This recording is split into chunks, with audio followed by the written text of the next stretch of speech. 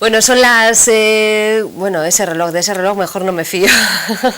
Continuamos en Prime Time de tarde, con muchos más minutos por delante, en los que ahora, como bien os decíamos, vamos a hablar sobre una enfermedad que para muchos quizás es desconocida, pero muchos son los afectados en el País Vasco por la enfermedad celíaca.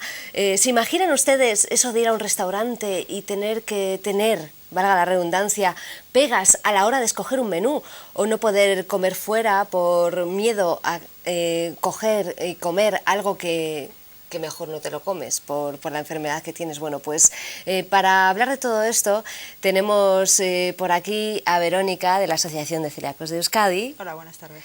Y a Itxaso, pues una afectada por esta enfermedad, para que nos cuenten un poquito entre las dos de qué modo afecta la enfermedad celíaca. ¿Celiaquía se puede decir? Sí, la celiaquía. La celiaquía pues a toda esta gente del País Vasco y de Bilbao afectada por esta historia. Antes de nada, pues vamos a empezar por el principio, ¿no? ¿En qué consiste esta enfermedad? Cuéntanos. Bueno, la celiaquía es una enfermedad genéticamente predispuesta, es decir, naces con una predisposición genética a debutar, y es una intolerancia permanente al trigo, la avena, cebada y centeno. ¿En qué consiste? Bueno, pues que las personas que consumen estos cereales tienen una serie de consecuencias a nivel de su salud.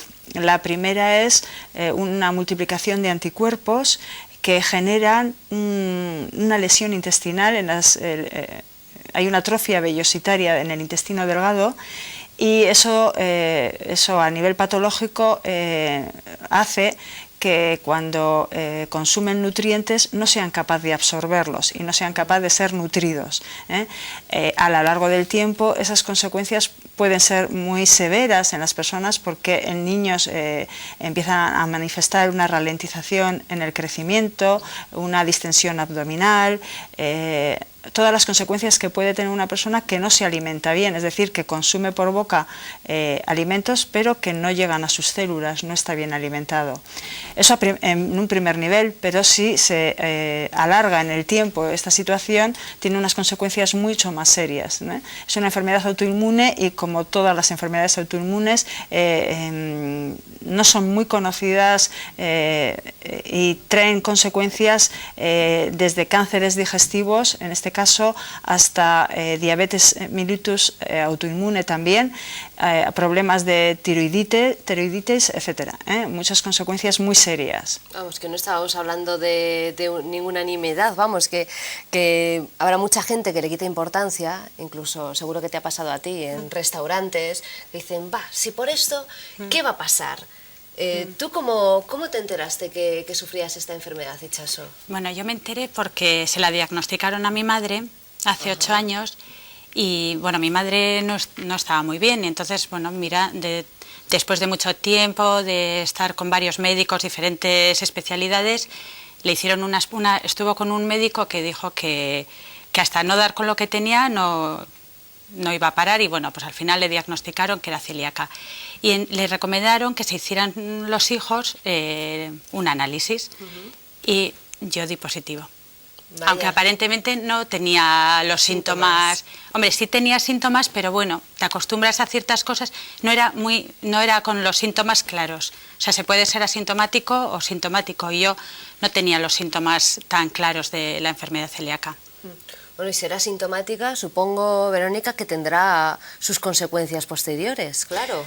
Sí, normalmente, como ha contado el caso de Itxaso, es muy habitual que en un entorno familiar la primera persona diagnosticada es muy sintomática, tiene problemas pues de bajada de peso, de diarreas, de úlceras en la boca, aftas bucales, anemias ferropénicas, incluso infertilidad. Y ese primer diagnóstico llega tras un estudio, sobre todo en adultos, muy intensivo, porque muchas veces que los médicos de personas adultas no caen en la cuenta de la posibilidad de que se debute de esta enfermedad tras pasar muchos años desde que nos iniciamos en el gluten, que pueden ser los 6 o los 7 meses.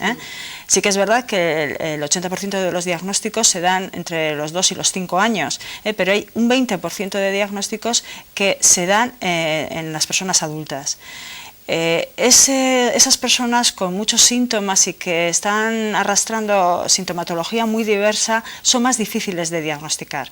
Cuando lo hacen, como he dicho al principio, al ser una enfermedad genéticamente predispuesta, todos los médicos aconsejan, en el protocolo habitual es que las personas familiares en primer grado se hagan también una analítica en sangre.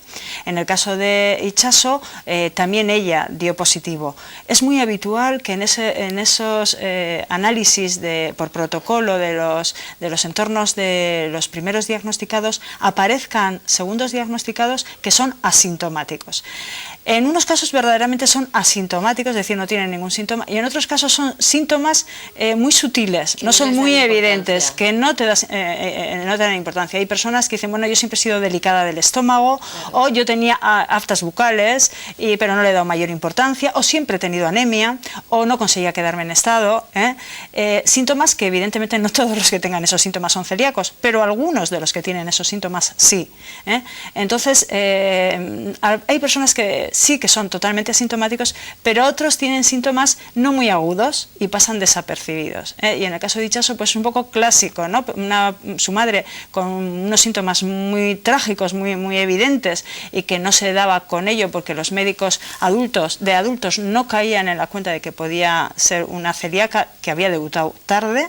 Y en segundo lugar, ella, que tenía unos síntomas más suaves y sin embargo era celíaca. Lo que sí que es de prever es que a lo largo del tiempo, con el tiempo, probablemente le hubiera ocurrido lo mismo que a su madre, que con el tiempo la lesión hubiera ido a más y los síntomas también. Claro, después de decir esto, seguro que hay gente en sus casas que dicen, ay, pues yo soy un poco delicada del estómago, a ver ¿cuáles son igual los puntos clave en los que tenemos que prestar atención por si las moscas? Hombre, ya en niños es muy habitual una ralentización en el crecimiento. Normalmente todas las